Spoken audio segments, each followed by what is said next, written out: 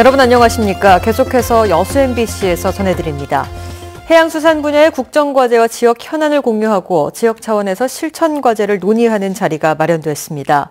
광주 전남연구원은 오늘 여수엑스포 컨벤션센터 컨퍼런스홀에서 정책당국과 산업계, 대학 등이 참여한 가운데 지역 발전을 위한 전국 해양수산 포럼 전남 세미나를 열고 일자리 창출, 삶의 질 향상, 국토 균형 발전 등 해양수산 분야의 혁신성장 정책 발굴과 상호 협력 방안들에 대해 토론했습니다.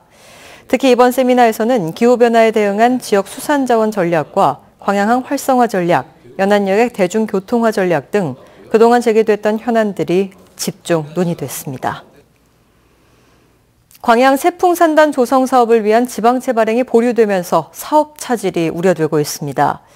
전라남도의회 경제관광문화위원회는 최근 광양만권 경제자유구역청이 전남도 3회 추경예산안에 상정한 광양 세풍산단 조성 사업에 500억 원의 지방채 발행 동의안을 행정 절차가 무시된 채 예산이 편성됐다며 의원 만장일치로 심의 보류했습니다.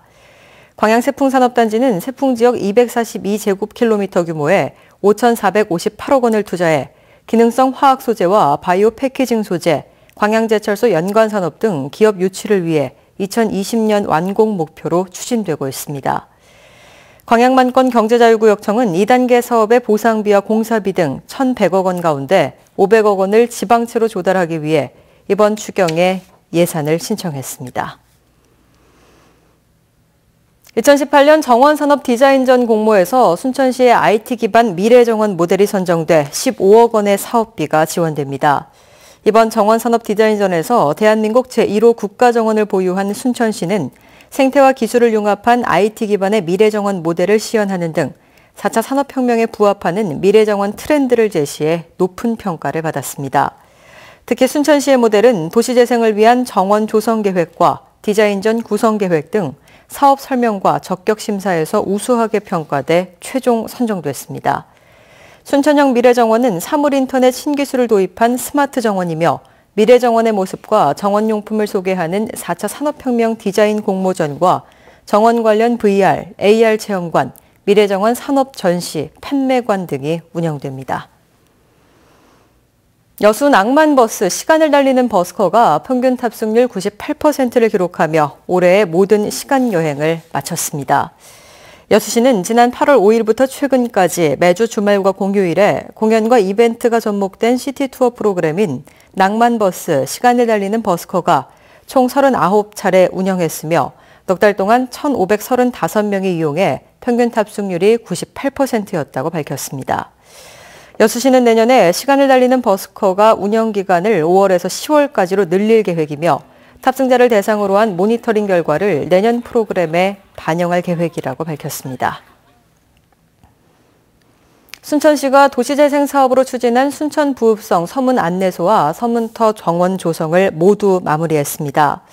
오늘 주민들과 함께 특별한 열람식을 가진 서문 안내소와 서문터 정원은 지난해 3월부터 15차례에 걸쳐 주민토론회와 선진지 견학, 전문가 자문 등 기획부터 디자인, 설계, 관리, 운영까지의 모든 과정을 지역 주민이 참여한 결과로 도시재생 취지를 살렸다는 의미를 담고 있습니다.